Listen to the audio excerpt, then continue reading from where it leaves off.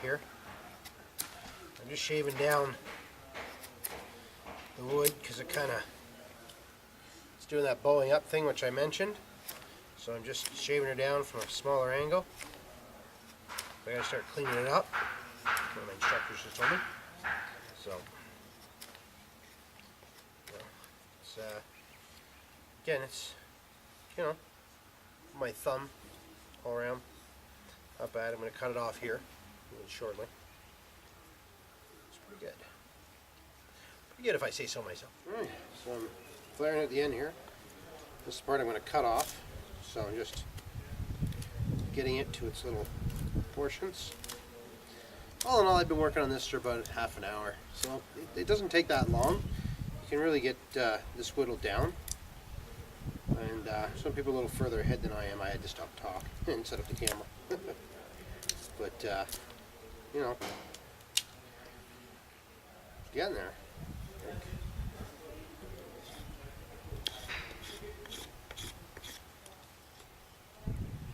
Yeah, I'm really liking that. Get this end cut off now.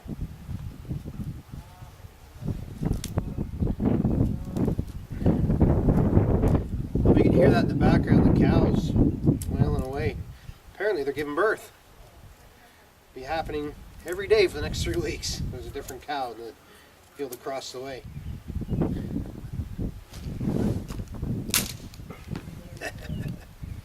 What I did, what you saw me, I just was hacking it in, putting a tip in there, just stood on it, cracked it out, left that edge there. That is a good piece of tinder, by the way. Look at that. Start a fire with that bad boy. Just clean it up. Get a little more control. Just push with your thumb. Let this thumb do the pushing. Always have a sharp knife. I'm pushing with this knife, or with this thumb, but I'm twirling with the blade with this hand. Right. One tip, and then I'm gonna find that one off. But as you can see, I'm trying to make it as straight as possible now. Now I got some bumps here that are a little high, so I can take that. Right, just shave that off just a hair. Right. Now you don't just end there. You just slide it down just again.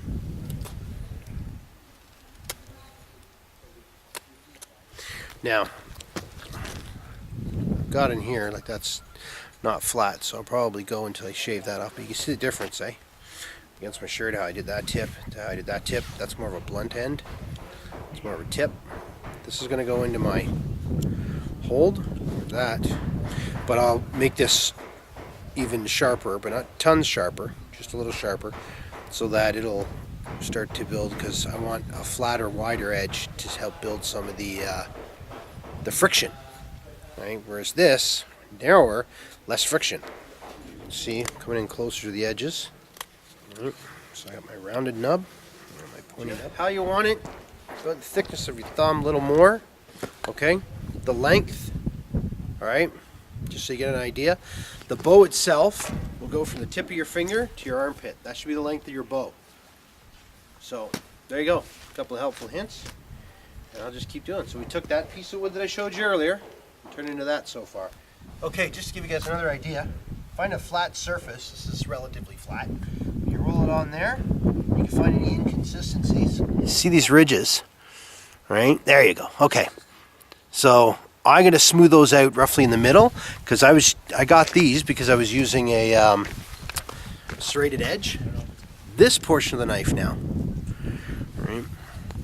And then I'm just going to, you know, start smoothing them out.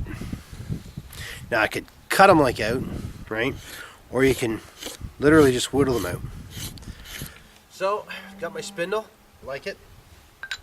Now I'm going to move on to my fireboard. So I got this piece here. So a fireboard, I'll probably just hack a piece. Oh, I got this knot here. See the big knot.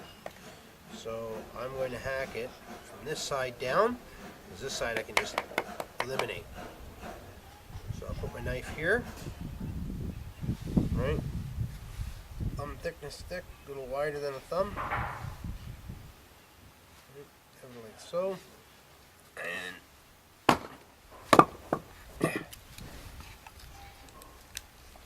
so what you do now is take the board, the knife there, pull apart. This here will be my fireboard. Much nicer. A foot long. Took most of that knot out there, and then here I had another one. You can see where it grooves in. So I'm just fine tuning. I'll take off some of that side right around here, and some of this right in here, and then you just thin it out, because one thumb width, which it's almost a little wider, that's okay. And you want it by two. So one and two. So I still got a little bit of room to play. Okay, so what I've done now is I flattened this whole thing out.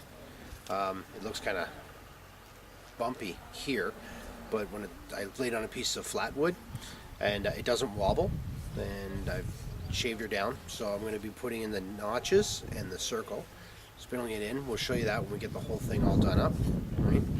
And then that's how that one works. But I want to show you this too. What I did was I took a little bit of, they gave me some string, we unraveled it, and this makes a good fire tinder.